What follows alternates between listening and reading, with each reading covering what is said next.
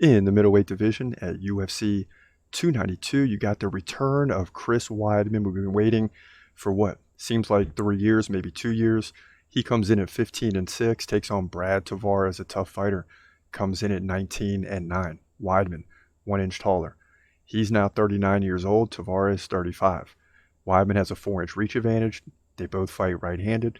Tavares is more active, 3.3 versus 3 significant strikes for Weidman, so it's still kind of close there. But Chris Weidman is known for the takedown game, right? He lands over a takedown per round. Brad Tavares, less than one. Tavares does have an 80% takedown defense, which leads to a good matchup.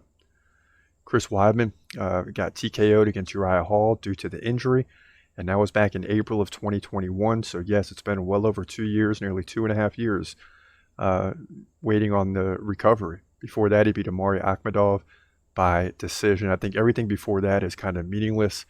It really comes down to if he's 100% or will he ever be again. And he's 39 years old. On the other hand, Brad Tavares lost to Bruno Silva, a very good middleweight fighter, by KO in the first round. He also lost to Dricus du Plessis.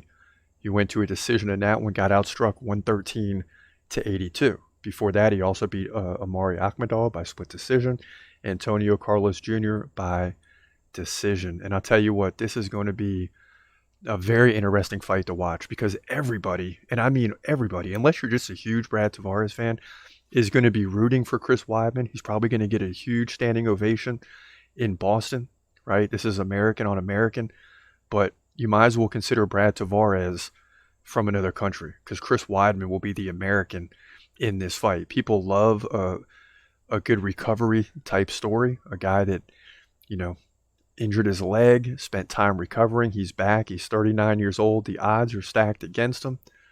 And I'd love to see him win. I'd love to see him win. And maybe I'll eat this one because he's going to have a lot of energy, right?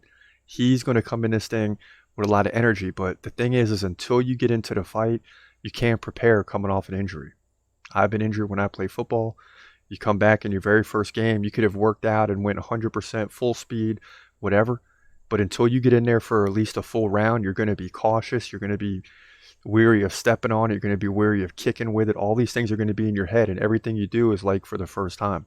So there's going to be a lot of caution in this fight, despite the energy pumping inside of him. So therefore, I think Brad Tavares is going to find a way to win, and I wouldn't be surprised if he wins this thing in the first round. But Brad Tavares is going to outpace Chris Weidman in this fight. I think Chris Weidman will be back better in the next fight, but this one's going to be tough. To me, Brad Tavares gets either a first round KO or a unanimous decision victory to move to 20-9. And he's going to do it with significant strikes and defending the takedowns. Maybe Chris Weidman gets one, but I think Tavares is going to rock him before that and get the win here. Middleweight division, UFC 292.